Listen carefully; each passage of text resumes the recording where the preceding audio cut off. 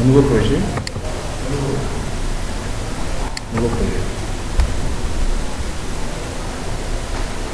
Voilà, bon, les interfaces graphiques en Visual Basic, c'est en .NET, on a en fait deux méthodes. Il y a ce qu'on appelle application Windows Form, mais aussi il y a ce qu'on appelle la nouveauté, ce qu'on appelle application WPF. La différence c'est quoi? C'est qu'ici, tout est classe en fait. On instancie des classes, alors qu'ici, on n'instancie pratiquement pas de classes, on utilise en fait ce qu'on appelle des fichiers XML, exactement comme des HTML en fait. Seulement, c'est des balises prédéfinies. On va d'abord explorer ça, Windows Form, après on va toucher après WPF. Allons-y d'abord au niveau de Windows Form. On va l'appeler Form 1, TP underscore Form 1. TP underscore Form 1.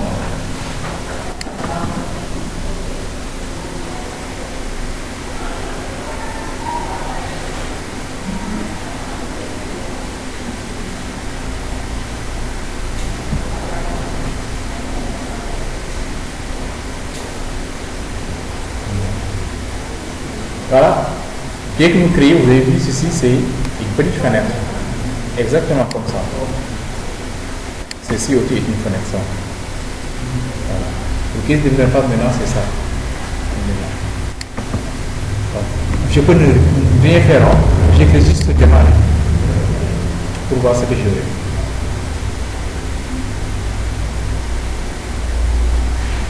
Voici le résultat.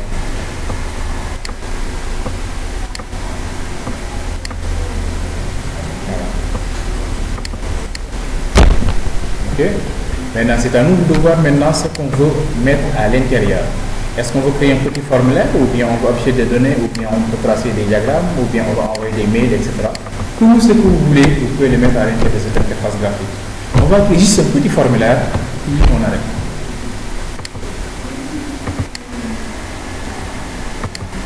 Allons-y. D'abord, regardez très bien, je vous explique d'abord l'environnement avant de commencer. L'environnement est hyper simple. Surtout, il y a cette zone qui est hyper importante en fait. Voilà, cette zone qui est là. À chaque fois que vous sélectionnez un composant ici, automatiquement, vous venez au niveau des propriétés pour changer des éléments.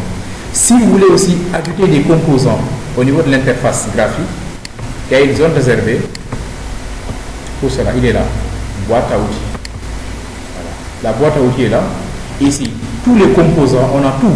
C'est-à-dire les pointers, les backgrounds, la partie base de données, c'est-à-dire des data sources, la partie des boutons, les checkbox, les combo box, etc. C'est-à-dire les problèmes qu'on vient d'écrire en HTML, tout est disponible ici.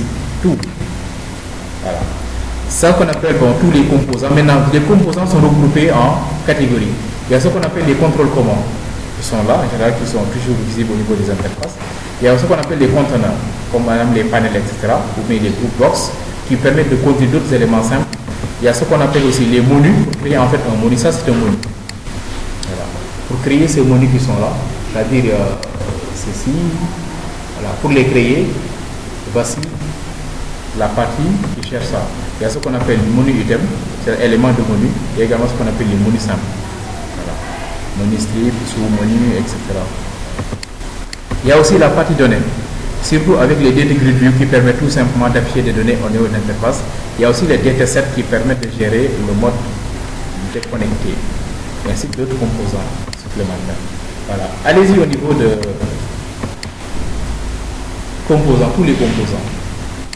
D'abord, ça est là en bas, ici. Cliquez d'abord tout à fait en bas ici, il y a boîte à outils. Si vous ne voyez pas la boîte à outils, allez-y au niveau de l'affichage. Ou bien au niveau de l'affichage, il y a boîte à outils quelque part. Voilà, il est là. Oui, Toolbox, pour ceux qui ont en fait Toolbox, oui. Pour ceux qui ont la version anglaise. Toolbox, c'est en bas. Vous allez le voir là-bas. Ceux qui ont la version anglaise. Toolbox. Pour français, maintenant, c'est boîte à outils. Diop, c'est bon. C'est pas visible. Ok, on avance. On va juste créer en fait ici un group box. Un group box. Recherchez group box et vous le déposez.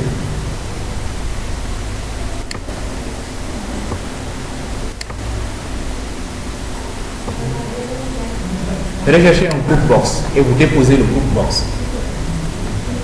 Ça y est ici, au niveau de tous les composants, all components, tous les window forms. Recherchez group box et vous déposez le group box.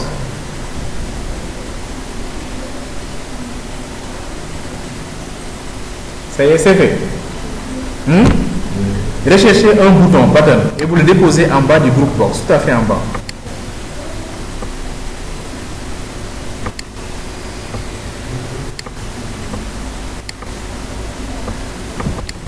Button ici, et vous le déposez en bas du group box. À l'intérieur aussi. Button, oui.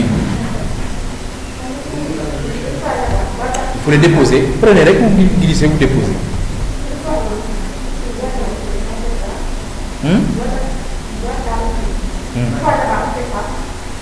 On fait quoi? Qu'est-ce qu'il faisait toi?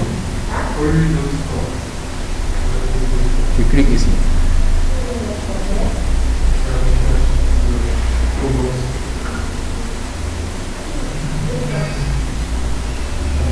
Ça y est, c'est bon. On va changer maintenant le titre du group box. Sélectionnez le group box. Si c'est sélectionné, vous devez voir en fait ceci.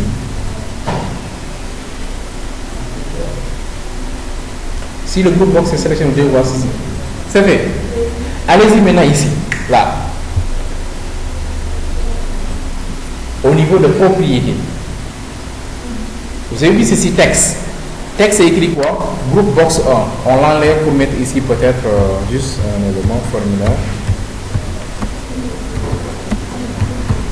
Formulaire de gestion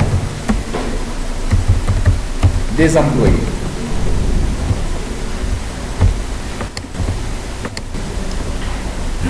Au niveau de texte, sélectionnez le group box. Vous allez au niveau de la partie propriété et modifier le texte en mettant là-bas formulaire de gestion des employés.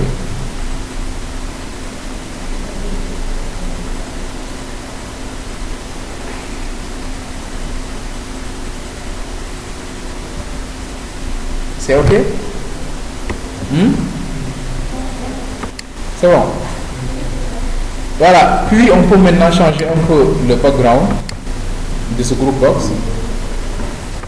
Ça c'est background image ou bien le back color.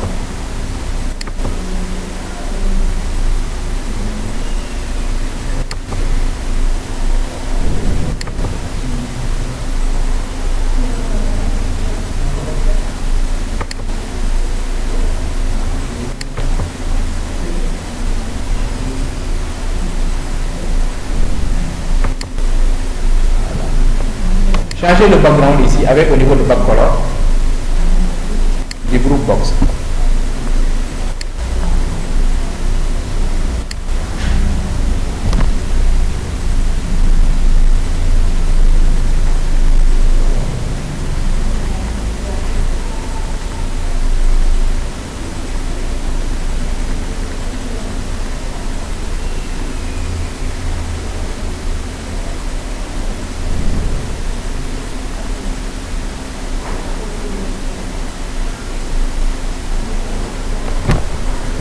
Ok, c'est bon? Sélectionnez le bouton et vous modifiez aussi le texte de ce bouton. Button, le texte, on va mettre quoi ici? Peut-être valider.